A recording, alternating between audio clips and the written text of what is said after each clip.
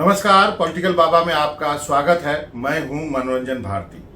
आज चर्चा करेंगे कि क्या वजह है कि नेता लोग कांग्रेस को छोड़ते हुए जा रहे हैं, और उन नेताओं की बात करेंगे जो अभी नहीं, कुछ साल पहले से ही ये सिलसिला चल रहा है। इसमें पुराने नेता भी हैं, नए नेता भी हैं। सबसे ताजा उदाहरण है सुष्मिता देव का, जो कि सिलचर से कांग्रेस की सांसद रह चुकी हैं।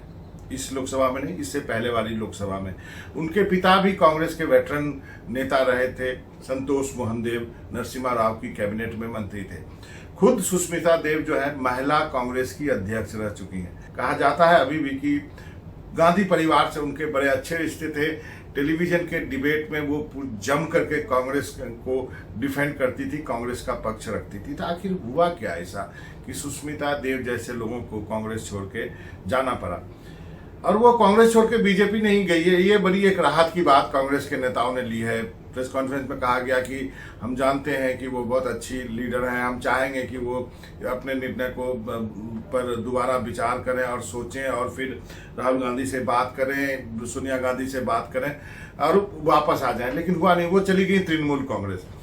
ये पहला मौका है कि कांग्रेस का कोई बड़ा नेता तृणमूल कांग्रेस में गया है, वैसे समय में जब ये बात हो रही है कि विपक्ष की एकता के लिए एक मुहिम चली है, जिसमें कि तृणमूल कांग्रेस भी है, कांग्रेस भी है और बाकी सभी दल है। और कहा जा रहा है कि एक 2024 में एक अच्छा फ्रंट बनाया जाएगा जिसमें कि ये सारे दल होंगे। लेकिन इसके बावजूद ये सारे दल एक दूसरे के नेताओं को अपने यहाँ आने के लिए अलाउ कर रहे हैं। अब इस पर क्या प्रतिक्रिया होगी आगे चल के ये बताना मुश्किल है, लेकिन ये सब कुछ हो रहा है। कारण दिया गया कि सुष्मिता देव जो है वो इस बात से नाराज थी कि कांग्रेस ने AIUDF जो है बदरुद्दीन अजमल की पार्टी, उससे क्यों किया था ये गठबंधन विधानसभा चुनाव में, और उसके वजह से बराक वैली जहां से कि सुष्मिता देव आती हैं वहां पर अच्छा प्रदर्शन नहीं हुआ कांग्रेस का, और उनको लगता है कि अब उनके लिए कांग्रेस में जगह नहीं है। और बराक वैली में तृणमूल कांग्रेस को लगता है कि एक बंगाली स्पीकिंग लीडर चाहिए जो कि बांग्ला पॉपुलेशन को इन्फ्लुएंस कर सके, और इसलिए उन्होंने उनको अपने पार्टी में लिया। कहा जा रहा है कि उनको राज्यसभा भी दी जाएगी। और त्रिपुरा में भी तृणमूल कांग्रेस की यही रणनीति है कि जो बांग्ला स्पीकिंग पॉपुलेशन है उसको भी इन्फ्लुएंस किया जाए, और वैसे ही रणनीति अपनाएगी। ये तो हो गई अभी की बात। अब बताता हूँ, ये पहला मौका नहीं है। इसके पहले आप देख लीजिए, असम से ही भुवनेश्वर कलिता चले गए, जो कि चीफ व्हिप थे कांग्रेस के राज्यसभा में। एक बड़ा पोस्ट होता है। प्रदेश अध्यक्ष हिरण्या भुइया जो है वो चले गए। एक MP थे शांतियुज कुजूर, वो चले गए। और ये केवल आसाम की बात नहीं है, नॉर्थ ईस्ट की बात मैं कर दूं तो अरुणाचल में प्रेमा खांडू जो है वो चले गए। नॉर्थ ईस्ट में जो CM थे मणिपुर के, वो उन्होंने कांग्रेस को छोड़ करके बीजेपी का पाला कर लिया। बहुत पहले आसाम की बात करें तो हेमंता बिस्वा शर्मा छोड़ के गए थे। उस वक्त नंबर 2 माने जाते थे जो कांग्रेस में, लेकिन कहा गया कि उनको कांग्रेस आला कमान ने, या सीधे सीधे कहें राहुल गांधी ने मिलने तक का टाइम नहीं दिया था। और वो गोगोई, जो तरुण गोगोई थे, उनको लगा कि शायद उनको रिप्लेस नहीं करना चाहती है कांग्रेस हेमंता बिस्वा शर्मा के बजाय, तो वो छोड़ के चले गए। और आज देखिए वो चीफ मिनिस्टर हैं 5-6 साल के बाद ही। दूसरा सबसे बड़ा नाम, अब मैं सिलसिलेवार ढंग से बात करूं, ज्योतिरादित्य सिंधिया का है मध्य प्रदेश में। आपको बताऊं 22 कांग्रेस MLA उनके साथ टूट के गए। वो सारे कर्नाटक में जाके रहे और कमलनाथ की सरकार गिरा दी, और उसके बाद फिर आप वापस उनमें से ढेर सारे MLA जीत गए, और ज्योतिरादित्य सिंधिया को बीजेपी ने राज्यसभा दिया और अभी केंद्र में मंत्री हैं। जितिन प्रसाद छोड़ के चले गए। ये सारे नाम वैसे हैं जो कि यंग नाम है, चाहे सुष्मिता देव का हो, ज्योतिरादित्य सिंधिया का हो, जितिन प्रसाद का हो। ये सारे वैसे नाम है जिसके बारे में कहा जाता है कि वो राहुल गांधी के आसपास के उम्र के लोग हैं, और वो उस एज ग्रुप में आते हैं जिनको कि ग्रूम किया जा सकता है कांग्रेस के लिए। तो आखिर ये सारे लोग छोड़ के क्यों जा रहे हैं? आपको बता दूं कि कर्नाटक में 14 कांग्रेस और JDS MLA जो है उन्होंने पार्टी छोड़ी, और उसके बाद उनकी सरकार गिर गई और फिर बीजेपी की सरकार बनी।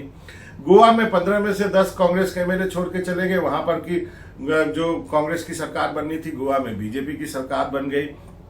उसके पहले कहूं तो एसएम कृष्णा छोड़ के चले गए थे कर्नाटक में, राव इंद्रजीत सिंह जो हरियाणा के नेता है वो छोड़ के चले गए, नारायण आने महाराष्ट्र में छोड़ के चले गए, उत्तराखंड में बात करूं तो विजय बहुगुणा जो कि चीफ मिनिस्टर थे वो छोड़ के चले गए, यूपी में रीता बहुगुणा जो कि प्रदेश अध्यक्ष थी वो छोड़ के चले गए। तो आखिर हो क्या रहा है पार्टी में? पिछले यदि एक अनुमान लगाया जाए तो पिछले 6-7 साल में 30 से ज्यादा बड़े नेता जो है जो किसी न किसी प्रमुख पद पर रहे हैं कांग्रेस छोड़कर जा चुके हैं। तो आखिर दिक्कत कहाँ है? क्या गांधी फैमिली का वर्चस्व कम होता जा रहा है? क्या लोगों को लगता है कि अब इस पार्टी में उनका कैरियर नहीं है? क्या उनको लगता है कि ये जो पार्टी एक परिवार के अंदर ही सिमट के रह गई है? क्या इन लोगों को रोका नहीं जा सकता था? क्या जो इन लोगों से बातचीत नहीं की जा सकती है? और अभी अब ये सिलसिला खत्म नहीं हुआ, राजस्थान में भी कुछ न कुछ चल रहा है, कुछ न कुछ छत्तीसगढ़ में भी चल रहा है। हालांकि पार्टी है तो हर जगह कुछ न कुछ चलते रहता है। बीजेपी भी अभी अछूती नहीं है, कर्नाटक में उनको अपना चीफ मिनिस्टर बदलना पड़ा है, उत्तराखंड में तो 2 चीफ मिनिस्टर बदलना पड़ा है। लेकिन बीजेपी में वो स्थिति उतनी खराब नहीं जितनी कांग्रेस में खराब है। कांग्रेस में हालत बहुत ही खराब मानी जा रही है, क्योंकि ऐसा लगता है कि सब छोड़कर जाने के लिए तैयार है। ऐसी स्थिति तब देखने को मिलती है जब कोई लोकसभा का चुनाव होता है, क्या कोई विधानसभा का चुनाव होता है। अभी कोई ऐसा चुनाव नहीं है। जो अगला चुनाव है वो अगले साल जो है वो उत्तर प्रदेश में है, पंजाब में है और बाकी राज्यों में है, लेकिन उत्तराखंड में है। लेकिन स्थिति अब कांग्रेस में ये बनती जा रही है। तो सबसे बड़ा सवाल है कि नेतृत्व पर एक प्रश्न लगा हुआ है। क्या गांधी परिवार इन लोगों से बातचीत नहीं करते हैं, या उनके पास कोई फीडबैक नहीं होता है, या उनके पास कोई टाइम नहीं है?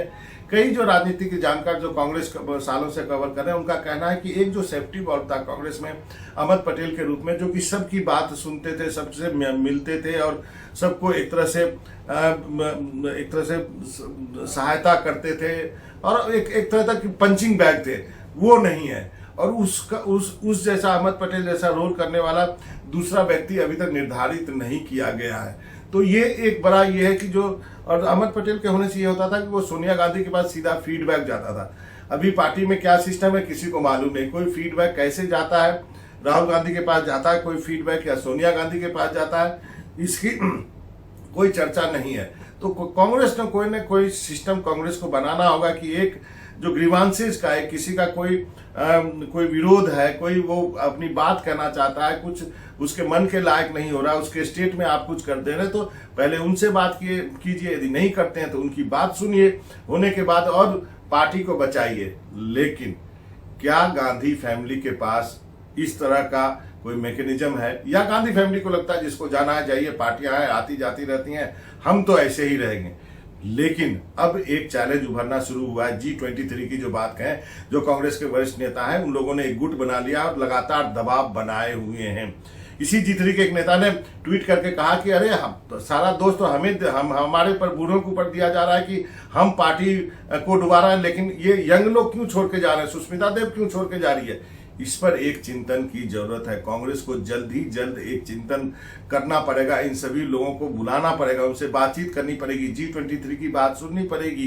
यदि ये कहते हैं कि वहां पर संगठन में चुनाव हो तो चुनाव करवाने पड़ेंगे, लेकिन यदि ये सब नहीं कराते हैं और गांधी परिवार को लगता है कि इन सब ना करा करके भी वह पार्टी को बचा कर ले जाएंगे, तो शायद उनकी गलतफहमी है। क्योंकि पार्टी जो है लगातार 2 चुनाव में अच्छा नहीं कर पाई है। 44-55 में कुछ ज्यादा फर्क नहीं है। 5-5 साल का टाइम बीता जा रहा है, स्टेट आपके हाथ से निकलते जा रहे हैं।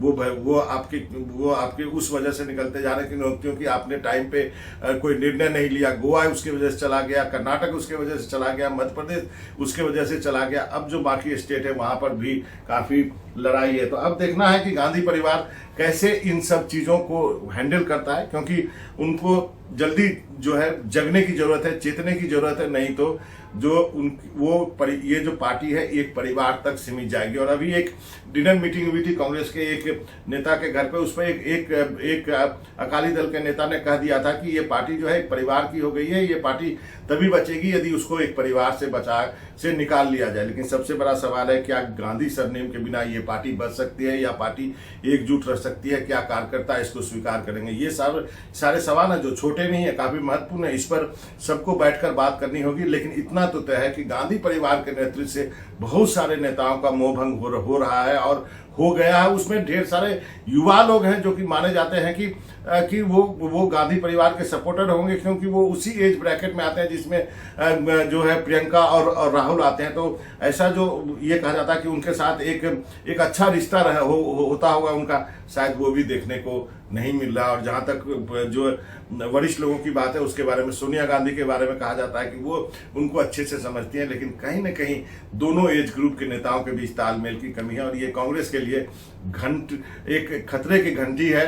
कांग्रेस को सोचना होगा, कुछ न कुछ जल्दी करे, ताकि इन बड़े वरिष्ठ और जो युवा नेता हैं उनका कांग्रेस पार्टी से मोह भंग नहीं हो। आज पॉलिटिकल बाबा में इतना ही।